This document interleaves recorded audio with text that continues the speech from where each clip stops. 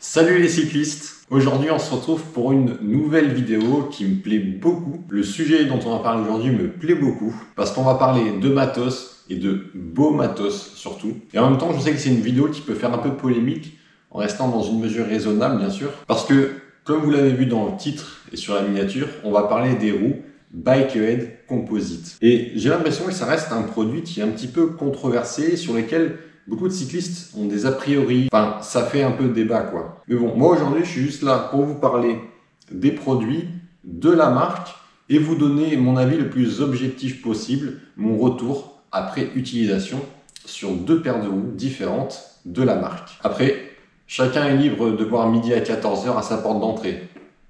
Ah non, c'est pas ça.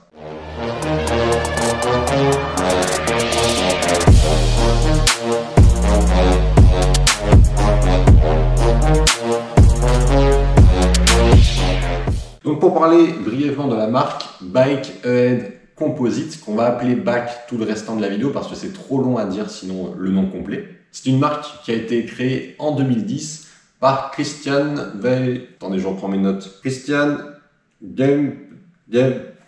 Gemperlein, enfin bref, ce mec quoi, qui vient du VTT à la base. D'où le fait que dans l'absolu, on sent que la marque est plus axée VTT que route, contrairement à son concurrent le plus direct en Allemagne, Lightweight. Alors la philosophie de la marque, c'est de créer, de développer, de fabriquer les produits les plus innovants et de plus grande qualité possible. C'est mélanger les dernières technologies liées au cyclisme tout en travaillant avec des matériaux composites, c'est-à-dire du carbone. Aujourd'hui, la gamme BAC est assez large, on retrouve un cadre VTT, un cadre gravel, des cintres route et VTT. On retrouve aussi des tiges de selle, une selle, mais ce qui nous intéresse aujourd'hui, c'est surtout les roues qu'ils fabriquent. Et même au niveau des roues, la gamme est assez large. Vous savez, il y a des roues pour VTT, pour VAE, pour gravel, pour le triathlon et même pour les vélos cargo. Mais vu que chez Bike on est plus axé route, aujourd'hui je vais vous parler de deux modèles phares de la gamme route chez BAC. J'ai nommé la Biturbo Aero et la Biturbo Road. Incroyable mon accent. Déjà on va commencer avec la Biturbo Road que j'utilise sur mon mulet, donc l'hiver, ou quand je fais une sortie tranquille parce que mon mulet est monté en monovitesse. Donc ici on a une paire de roues, on va parler en paire tout au long de la vidéo. On a une paire qui est fabriquée à la main en Allemagne, tout en carbone. On retrouve une architecture monocoque à 6 bâtons, avec des bâtons un peu en forme de losange. Elle arbore une finition noir mat avec un carbone UD. Petite parenthèse, le carbone UD c'est quoi? UD c'est pour unidirectionnel. En fait c'est un type de fibre où tout simplement les fibres s'étendent dans une direction parallèle. Et c'est justement cette unidirectionnalité, un mot que je viens d'inventer, qui lui confère une résistance directionnelle et une rigidité bien comme il faut. Et c'est ce qu'on cherche justement. Alors quelques chiffres maintenant pour parler de la jante. Elle fait donc 34 mm de hauteur, 20 mm de largeur interne, ce qui permet de répondre à peu près bien aux besoins modernes des pneumatiques. Et on arrive à un poids, sur la version Road, à 1249 grammes, 1 kg 249 la paire. On peut monter dessus un corps de roue libre Shimano, un corps SRAM XDR ou même un corps Campagnolo, on a le choix. Petit détail intéressant, le moyeu, il utilise une technologie de chez DT Suisse. Alors BAC étant un peu avare en détail, on n'en sait pas plus sur ce fameux moyeu. Et en même temps, c'est pas plus mal parce que ça nous épargne des détails qu'on comprendrait pas forcément. Avec les roues sont livrés un sac de transport que j'ai pas pris pour la vidéo, mais attendez, je vais le chercher, bougez pas. Tada! Il est beau, hein? On peut mettre les deux roues dedans, vraiment très pratique. Vraiment costaud, un peu rembourré. Donc vraiment super le sac. Et en plus du sac, on a aussi des valves tubeless parce qu'on peut monter ces jantes en tubeless. Passons maintenant aux Biturbo Aero qui sont dans l'ensemble identiques. Elles ont à peu près les mêmes caractéristiques que les Road dont on vient de parler, excepté sur quelques chiffres, notamment le profil. On voit ici l'épaisseur qui est beaucoup plus importante. On est sur du 48,5 mm avec des rayons profilés, un peu en forme de goutte d'eau. On a des moyeux plus fins qui permet apparemment un meilleur passage de l'air sur la roue. Et un poids sur la balance qui est un peu plus important. On est à 1 kg 450 la paire, soit à peine plus de 200 grammes d'écart avec les Road. À part ça, rien de plus au niveau des specs. Alors ces roues, elles posent un souci quand même, parce que avec quand même près de 4000 € prix de vente public et un poids sur les aéros de quand même 1450 grammes, qu'est-ce qui peut justifier un tel tarif et un tel poids là où des concurrents arrivent à sortir des roues autant voire plus profilées en étant plus légères? C'est vrai, c'est difficile à défendre face à un juge. Voilà, face à un juge, oui, c'est vrai, c'est difficile à défendre face à un juge.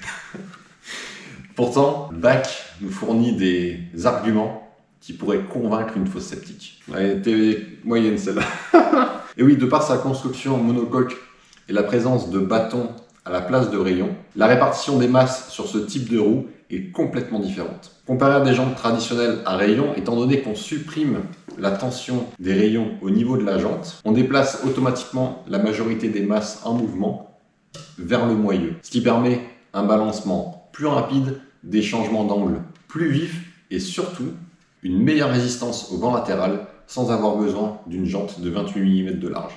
Intéressant, pas vrai? Mais dans les faits, ça donne quoi? Alors, avec le Road, on a une vraie facilité au pédalage, surtout en montée, parce qu'elles ont un profil plus montagnard.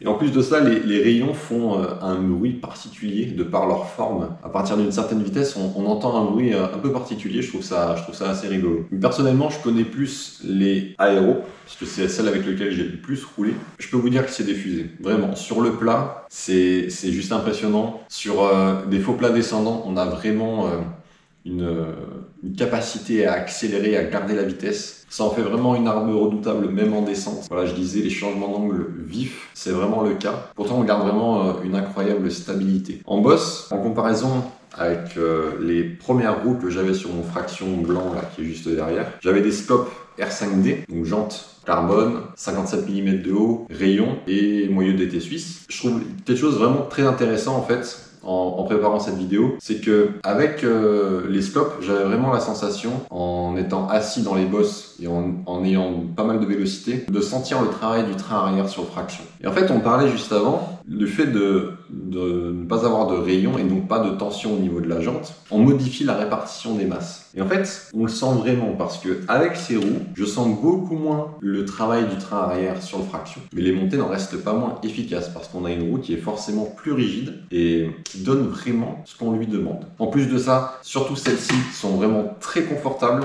Sur les trous, les bosses et les routes de l'Aude n'en manquent pas. On n'est pas mal du tout. C'est même limite choquant la différence de confort. Si on prend par exemple des lightweights, des Meilenstein, qui sont à peu près équivalentes, celles-ci seront beaucoup plus confortables que des Meilenstein qui sont très durs. Mais c'est vrai que les Meilenstein ont un petit truc en plus au niveau dynamique. Donc voilà, c'était une vidéo pour vous présenter un peu la marque, vous présenter un peu ces roues, vous dire mon avis le plus objectif possible. C'est vrai que 4000 € c'est un budget, on a un style unique, des caractéristiques vraiment très intéressantes. Tout ça fait un package vraiment sympathique. En plus de ça, on a 3 ans de garantie avec à l'achat, 3 ans de crash remplacement et la possibilité toujours, au lieu de les remplacer, de les faire réparer. Il y a des entreprises qui sont spécialisées là-dedans, il faut le savoir. Merci à tous en tout cas d'avoir regardé cette vidéo, n'hésitez pas à vous abonner, à la partager. Je vous dis à très vite pour une prochaine vidéo. Ciao tout le monde et bon ride à tous.